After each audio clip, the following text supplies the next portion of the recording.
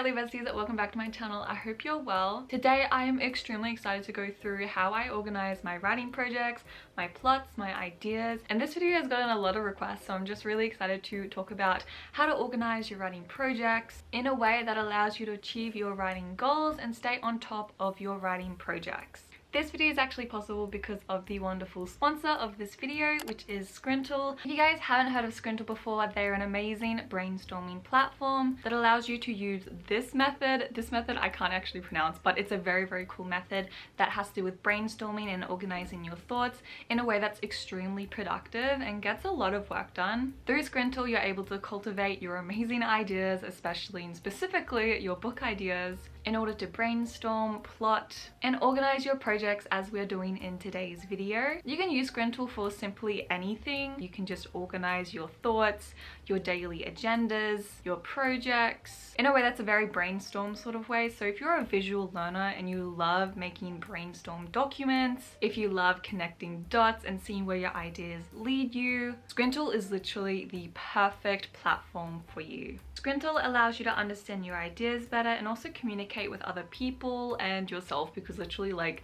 SCRINTAL helps me actually communicate my ideas to myself, like back to myself. It's really hard to describe. It just helps you flow better, and I think honestly as a creative it is so important to have a good, productive, creative flow.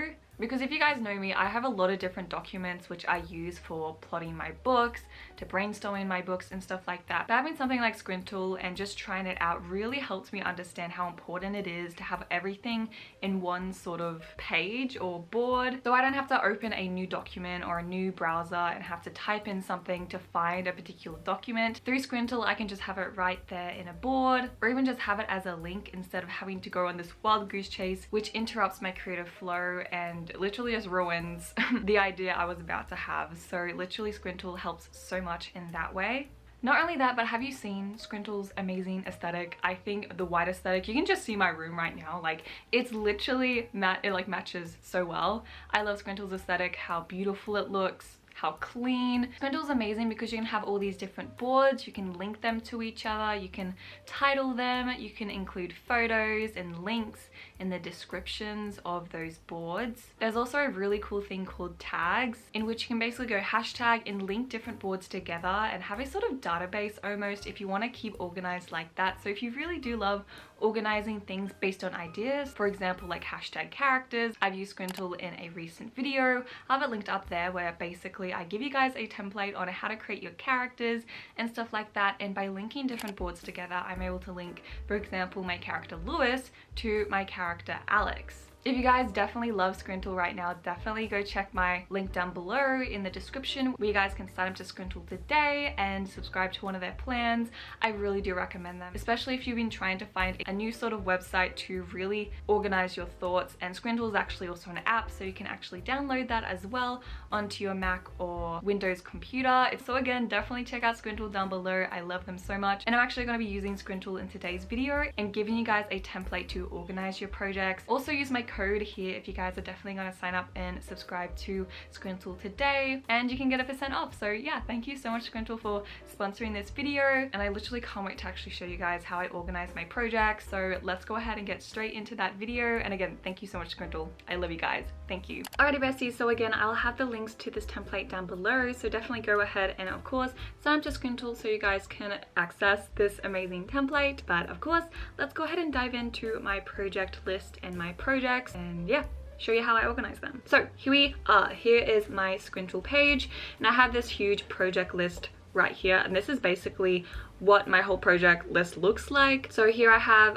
project list as a little title to obviously show it's my project list, and I have projects, this little like board right here, and these are little cards that kind of organize my little thoughts. And I do have new ideas, priority projects, and priority goals, in which I'll talk about a bit later, but I want to actually move on to my actual projects so you guys can see how I organize them. So as you guys can see, I've kind of color coded my different drafts, and I think this is an extremely important way to organize your books, because you're going to be in different stages of different projects. So actually keeping track of where you are in these books is so important. For example, I have draft 0, in which I have 3 different projects: Project Orchestra, Project CZ, and Project Inventors. And these projects are, of course, Draft Zero, the books that I'm writing right now, which is Draft Zero. And if you guys don't know about my drafting process, I really recommend this video. It's helped so many people. It's at like 300k views, which I'm literally like shook, but definitely go check that out. And Draft Zero is basically where I write my story in short sentences. So in this way, it's really important to understand that, okay, I'm still at that sort of plotting Draft Zero stage in these books. And usually when you're doing this project list, your Draft Zero list will be the biggest sort of list because you're probably, you know, starting. And I don't have as many projects, which I'm like up to like Draft 2, for example. So if we move on to Draft 1, I have in blue, here are the books where I've finished Draft 0 and I'm going on to Draft 1. I have Project Prison and Project Blackbirds, and these are books that I'm continually writing and hope to finish very soon. And then of course the third one, I have this lighter blue list where it has Draft 2 plus, so I have Project Ghost and Project I First Met You in a Graveyard, which are books that I've been working on quite recently, and books that are basically finished, but I'm going through that editing sort of process. So it's very interesting and very clear, and honestly like less stressful seeing my books, you know, spaced out into these 3 categories. So that is a way that you can organize your projects extremely quickly. In terms of actually like organizing your thoughts, your ideas, and your actual projects in this sort of template, if I go ahead and click on Project Orchestra, this is the fun thing about SCRINTAL, is that if you double click, here I have an actual board that I can see along with my actual home board. So I can move this around, I can expand it, you know, everything like that, which is extremely important and so fun. So I really love that sort of brainstorming way that you can still see your overall other projects. For example, like if I wanted to compare, I can go ahead and click Project Prison, and here we are. We have these 2 different projects, and I can compare the goals, I can compare the word count, stuff like that, where I'm at in those projects. So if I look down here, I have links. So I think it's so important that when you have a home page, a sort of like organizing area for your projects, that you have the links to your brainstorm document. I have a lot of brainstorm documents, which I really love. I have a manuscript link, which has my actual manuscript that I'm working on, and then I have a Pinterest link, which is my actual Pinterest board. So for example, if I go ahead and click on here, it will open a new browser, and here I have Project O. And again, it's so good to have that sort of thing inside my project board, so I can easily say, okay, I want to find all these links, I want to open this. I can just simply go to that board and ba-dum.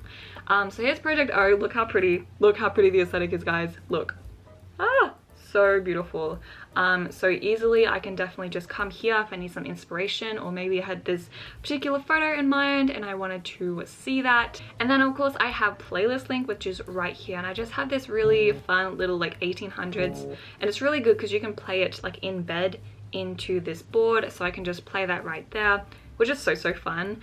And then down below, the next thing you should have in your project sort of organizing board is your goals. That includes your word count goals, you know, what your goals are with the project, and also some other goals that has to do with your book. So for example, I hope this book to get up to 80 to 100k words.